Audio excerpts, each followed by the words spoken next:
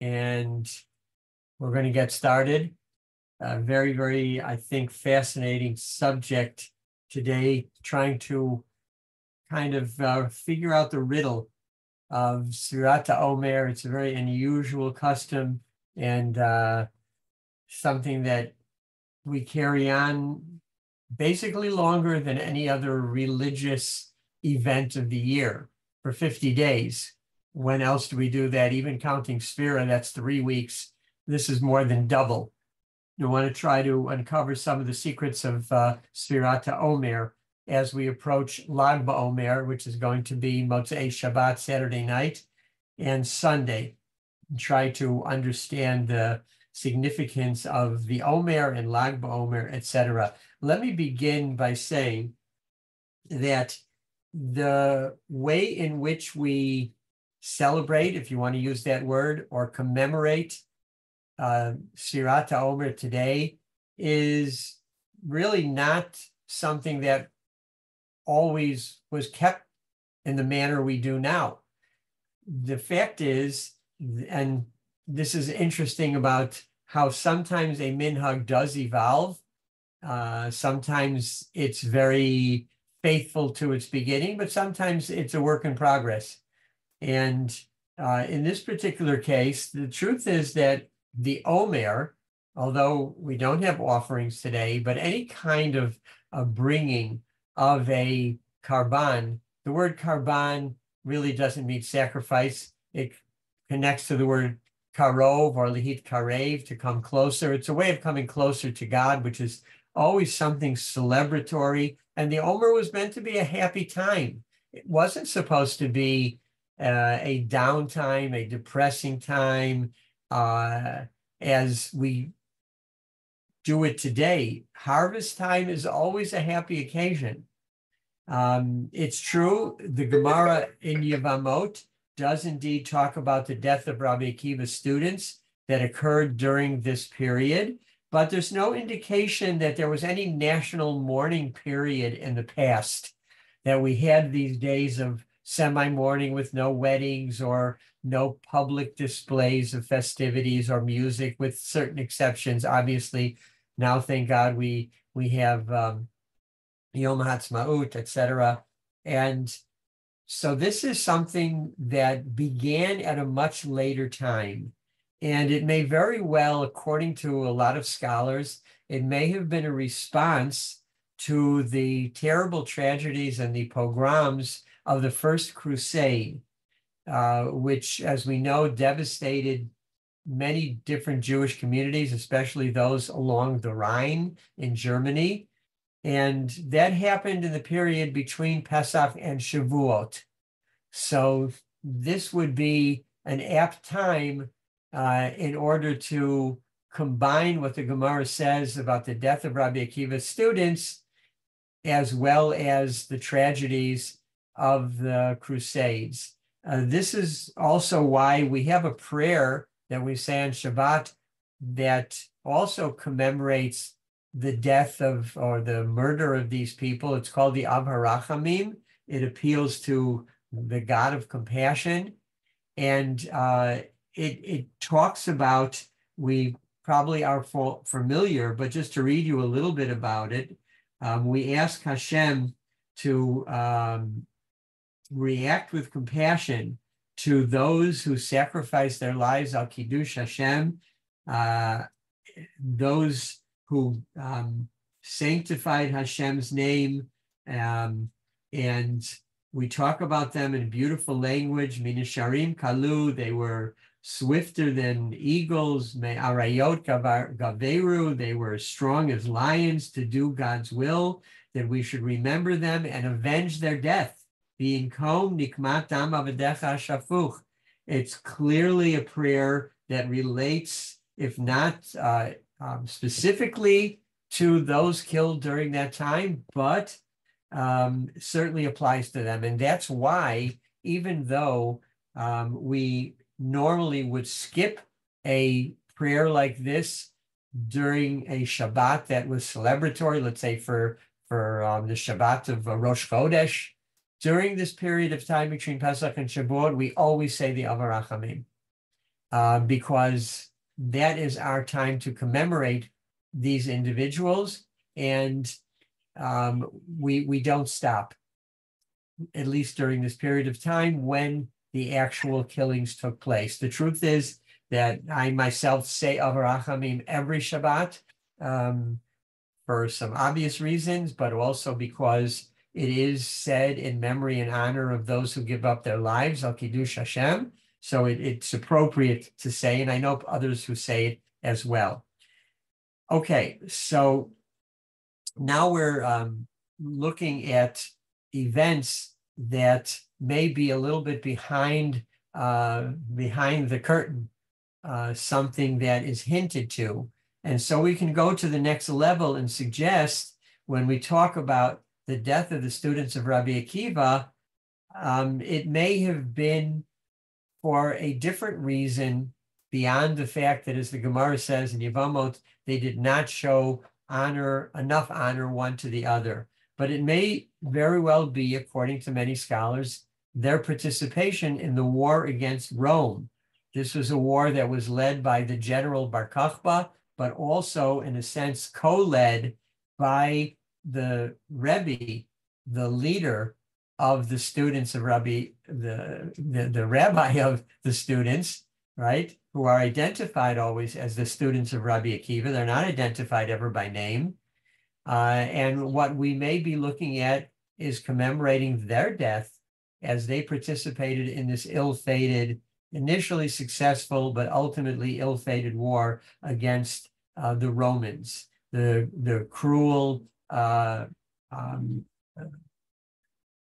of occupiers of Israel, and created for us these terrible misfortunes covering a fairly long period of time, over a century. And why is it not spelled out? It could very well be that the Gemara wanted to apply a certain amount of censorship, because you can imagine creating a picture in the text of the Jews living in the diaspora, of rebelling against the host countries, might have caused them a great deal of trouble. So it's reasonable to think that this reason that Rabbi Akiva's students died and thus were memorialized was because they participated in this rebellion against Rome, something certainly that has been raised by many scholars. This also can connect to the story in the Haggadah, the famous story of the meeting in Bnei Brak between Rabbi Akiva and rabbinic leaders there. And one of the questions of that story is, why did it take place in Bnei Brak, which was the home of Rabbi Akiva, who is said to have been the chief rabbi even of Bnei Brak? It should have more appropriately been held in the home of the more distinguished rabbis, because among the rabbis at that meeting was the Rav of Rabbi Akiva. So usually you will go to the Rav, to your rabbi's house, and they won't come to your house. But here we see that they're meeting in Bnei Brak, and that may very well be because Rabbi Akiva was the one who was trying to organize the underground to fight against the Romans. And therefore, since he was the leader of that rebellion, it was only fitting that it be held in his home. Maybe the others didn't even feel comfortable holding it in their home. In any case, many have suggested that this meeting that took place until daylight all through the night was maybe not just going over the Haggadah and discussing it, but actually planning the insurrection against the Romans. When the students come in, we know the story ends that the students burst into the room and say, Rabotenu, Higia Kriyat Shema Shel Shachrit, it's time to daven. It may have been a code word. In fact, perhaps the students saying, rabbis, it's time for action. We've got to move. We've got to make this happen. And all of this connecting, Higia Zman, a kind of code word. Let's go, let's put this plan into effect. There's a fascinating interplay I want to suggest as well between Rabbi Akiva and his prized student, Rav Shimon Bar Yochai. We know that he had 5, after the students of his students died. He had 5 primary rabbinic students, Talmidim, and in any case, there's an interesting interplay between the most famous of those 5 clearly was Bar Yochai, right? Coming up on Lag BaOmer, we're going to have this celebration in Miron, in Har Miron, centering around Rav Shimon Bar Yochai, which is his Hilula or his Yortzeit. And I want to suggest it's very fascinating to compare what's going on here. Rabbi Akiva sat and learned. We know that he was an uneducated shepherd. His wife, Rachel, was able to convince him ultimately to search for truth through the Torah. And so he went away to study, and he left for 12 years. Some want to say it was actually 24 years, not just 12, which is a long time, even by today's standards in the Haredi world, for somebody to leave and be away from home uninterrupted and sit and learn and pretty much cut himself off from everything else for a long, long time. He finally comes back, and then he not only teaches, but as we know, he's going to join the army.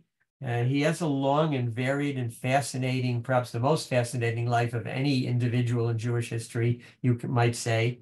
And so he decides he's going to become involved in the world at large. And he joins up with Bar Kokhba, and he leads this struggle against the Romans, this uprising, which, as we said, does not end well. He will be actually executed by the Romans. But he's there fighting beyond the study room. Now, Rashbi, Rav Shimon Bar Yochai, similar things happen to him. He will also go up against Rome, and he will have to flee the Romans. There's a price on his head, and he flees to a cave. We know the story, where he sits and learns Torah with his son, the two of them alone, for 12 years. Again, similar to Rabbi Akiva. When he leaves the cave, he does not want to interface with people, and he becomes angry when he sees people working in the fields, and they're doing what you do in the fields to earn a living, and they're not learning. So he gets very upset. As the story says, everything he looks at turns into a blazing fire, and he has to go back into the cave for another year. And only when he reemerges, then he has a very different response, a very Rabbi Akiva-like response, v'ahavta l'recha kamocha, and he appreciates that all people, wherever they are, even if they're not sitting and learning, but they're doing good, honest work, they are precious to God. And he has a kind of spiritual awakening. And it's very fascinating how it connects to Rabbi Akiva. After he finishes his period of learning, he goes into the army, he goes and fights, and Rashbi will ultimately have to learn that lesson too, to reintegrate into society at large. The story also, I suggest, has Moshe overtones, that you can kind of connect it to the story of Moshe, because Moshe also, very similarly, he's wanted by Paro. There's a price on his head after he kills the Egyptian, the taskmaster, and he runs away. He's away for many years. He becomes, like Rabbi Akiva, a shepherd in Midian. And he is there for a long time, even longer than Rabbi Akiva, whether it's 12 or 24 years. He is actually away for 60 years. And by the way, like Rabbi Akiva, he's one of the people, and I asked to give you a little heads up on in our Parsha sheet. I asked what certain people have in common, and 2 of them are Moshe and Rabbi Akiva, because both are said to have lived to 120. And so Moshe also, he goes back and he's doing his thing, and he's kind of secluded from society. He's a shepherd, he's with the animals, he's not in society in general. And we know what happens, that Hashem calls out to him, and he has to be drafted, even it seems against his will, because he argues strenuously against it.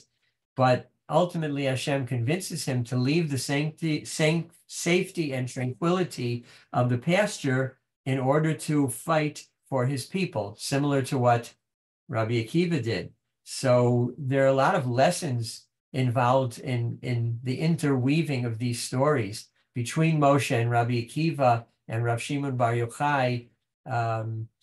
So very, very fascinating interplay there. Let me move on and try to connect this a little bit to the 4 classic questions that are asked about Sfirat HaOmer. The first one is the way in which we do the counting. We have the leader, it's usually the Chazan or the rabbi, who will get up and lead the counting of the Omer each evening. But then what happens? We then make the bracha ourselves and we count for ourselves. Now, this is very strange. Why is the leader not Yotze everybody else who's listening, especially in terms of the bracha? The leader gets up and says Kiddush on Friday night. You don't have to say a bracha. You don't have to make your own Kiddush. You may if you want to, but most people don't. And you're Yotze with, the leader is Motziu, you're Yotze with his bracha. But in the case of Sfirat HaOmer, this is the custom, that you don't just listen, answer Amen, and go on your way. You make your own bracha and you count for yourself. So that's question number 1. Question number, and you can say, there is a pasuk, Usvartem Lachem, which means kind of literally, you will count. But if that's true and you will count, why do I need a leader? So let's just announce, okay, people, we're now all going to be counting the Omer in unison or however to fulfill this Usvartem Lachem, count for yourself. Okay, so why do we need a leader? All right, that's the first question. The second question is, are these 49 days of the Omer, are they connected or are they separate? Now, if they are connected one to the other, then why don't we say a bracha at the beginning of the count on the second night of Pesach and make that first bracha, and we'll make another one at the very end when we finish? Why do I have to have a bracha made every single night? It really sounds like a bracha levatala, that I'm making the bracha, the same bracha every single night. So if they're connected, why not have one bracha? And if they're not connected and they're separate and each day is self-contained, why is it that if we miss a day, we can no longer continue the count with a bracha? If every day deserves its own bracha and every day is independent, great. So I missed one day, all right. So instead of 49 brachot, I'll have 48 brachot. But the answer is no, that's it, it's over. I can't make any more brachot at all. Why is this? So seems to be kind of an identity crisis. Is this Sfirat HaOmer, is it communal or is it individual? The third question is, why do we count up? Why do we go towards 49 or towards 50 rather than down? Why don't we count all the way down from 50, let's say, to, starting at Yetziat Mitzrayim, ending at standing at Har Sinai and accepting the Aseret HaDibrot in the Torah, and we kind of, count down to 1 and we blast off into Shavuot. Why did the rabbis schedule this, that we would count up and not down? And finally, the question that seems to occur to everybody, the pasuk says, "Ustartem lechem chamishim yom," you shall count 50 days, but we don't count 50. We only count 49. There is no hayom yom chamishim laomer. But doesn't that contradict what the Torah tells us? So let me try to sum up what I think an approach to these questions that all basically are cut from the same cloth, all of which tie into our journey from Pesach and its physical redemption, when we were freed from slavery, literally, all the way to Shavuot and its spiritual redemption. That is, we are exiting from slavery and we are entering into becoming an Am Kadosh, a holy people. Each of us is special and unique. There are no two of us who are exactly the same. The famous comment of the Gemara that in the secular world, coins are printed and all of them are the same. And if anyone deviates, if there's some rare coin that's different, well, that's very valuable because it almost never happens. Hashem's printing press, so to speak, is exactly the opposite. No two people are completely exactly alike. And that is a statement to us that each and every person is unique. And we would say, in reference to Sfirat Omer, we all count, literally. Therefore, each one of us has to count. Yes, there is a leader. The leader counts first, usually, because we need leaders. We need them to lead. So they have to be there setting the tone and setting the example.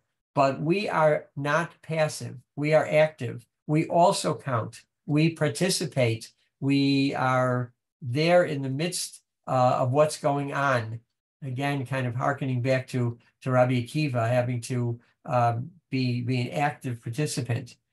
Sfirat Omer is, on the one hand, about oneness, that each day is a mitzvah in and of itself, an experience all its own, but at the same time, it is a connector to the kahal, to the community.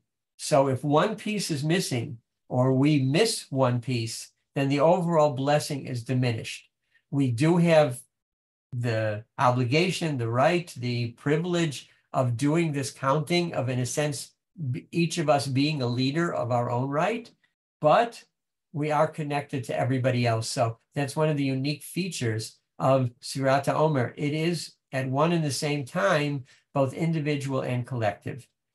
As far as counting up every day, I suggest that what we are trying to indicate and what we're trying to inspire is hopefully adding to our identities. We're tracing our journey through these divinely inspired acts of chesed. We know that every day is a different attribute of Hashem. It's chesed, it's gevura, it's tiferet, and we are, in a sense, climbing the mountain until we, a little bit at a time, until we get to the top of the mountain, all the way to the throne, as it were, to Malchut, become a holy person closer to God, and we ourselves become better people. So we're counting in that direction, not counting down, but counting up. We're moving up, so we count up. As we supposedly, hopefully, we go to a higher level of spirituality and a higher level of devotion to Hashem. But the journey, that climb, never ends. We never really stop growing. We never stop trying. If a person, we cannot go into neutral, we have to keep moving, preferably in drive. If you're in neutral, you're going nowhere. So at least hopefully we're in drive going forward, and we never stop. To stop would result in entropy. We have to keep moving all the time in order to show that we're alive. And as long as we are alive, there are always new horizons, always new mountains to climb, always new challenges to be met. So the journey never ends. And that's why this 50th level, 7 times 7 plus 1, we never get to. 7 in Jewish terms, Kabbalistic terms, represents the natural world, right? 7 days of the week, for example, the 7 heavens. But there's something above that 7th heaven. There's something that is above nature. That's why the Brit Milah, we say, is something, in a sense, unnatural, that we're doing something that you wouldn't naturally expect to do, to remove something from the human body. This 50th level, it's kind of the elusive reward at the end of the rainbow. And we never actually get there. We try to get as close as we can, but we don't ever want to stop. We always have another target, another challenge to meet. And so the end of the rainbow doesn't come. We'll only merit and find that end when we come to the end of our days. And then if we've done things the right way, that's the 50th level. That's when we leave the natural world of Olam Hazeh and we enter the supernatural world of Olam Haba. So I think all of these ideas combine in Sfirat Omer. It's a journey, and it's one that we take together, but we're also on our own. That we have our own struggle. Each one of us is different than everybody else's. No two of us are exactly alike, but the challenge and the mandate is there from Hashem. You've got to make that climb, as difficult as it might be for you. Ultimately, you will find that, in a sense, you'll find that gold at the end of the rainbow, because you'll become a better person. And as long as we continually get closer to Hashem, our lives are always worth living wherever we are. So that's where we need to look, and always look up, not look down. And we should come to the end of this Sirat Omer or earlier. And if we've made the effort, Hashem's Malchut will be even further established, even more established, and he will cause the miracles to occur that Hashem, of course, is always capable of. We did it through the desert. We did it when we left Egypt. We did it when we received the magical and mystical Luchot HaBrit that were in and of themselves made by God, made by Hashem.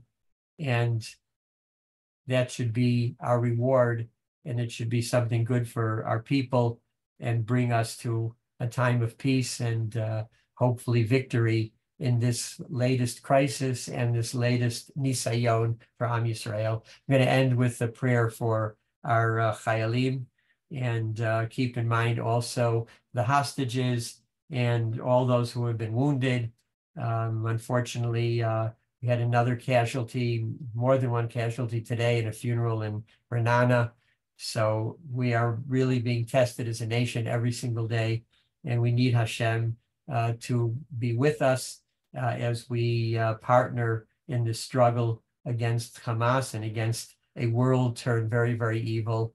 That clearly is something Hashem wants to be eradicated. Mishaberach Avatenu Abraham Yitzchak Yaakov, who Yavarech et Chaylei Tzva Haganah Yisrael Ha'omdim al Mishmar Tzeiנו Borei Eloheinu Migvul HaLebanon V'ad Midbar Mitzrayim Min Hayam HaGadol Ad Lavo HaArava V'Yabasha Ba'avir V'Yam Yitein Adonai et Oiveinu Hakamim Aleinu Nigafim Lifneihem HaKadosh Baruch Hu Yishmor V'Yatzil et Chayleinu Mikol Tzara V'Tzukah V'Kol Negu Machala Vishlach bracha v'tzlacha b'chol ma'asei dehem, yadbir soneinu tachtehem, v'yatrein b'chet Yeshua, u'vateret nitzachon, v'kuyam b'hem ha'katuv, k'Adonai Elohechem, olechem lechem, lilachem lechem, yimoi bechem, l'shiatchem, v'nomar amen. We're going to be on break for a couple of weeks. I will be away, and hopefully we will resume. I will try to send everybody who's on the list a reminder. It's also in the Parsha sheet, and so you should continue learning. And again, we will resume Be'ezrat Hashem in a few weeks. So to everybody, a Shabbat Shalom, and we should have Shalom al Yisrael.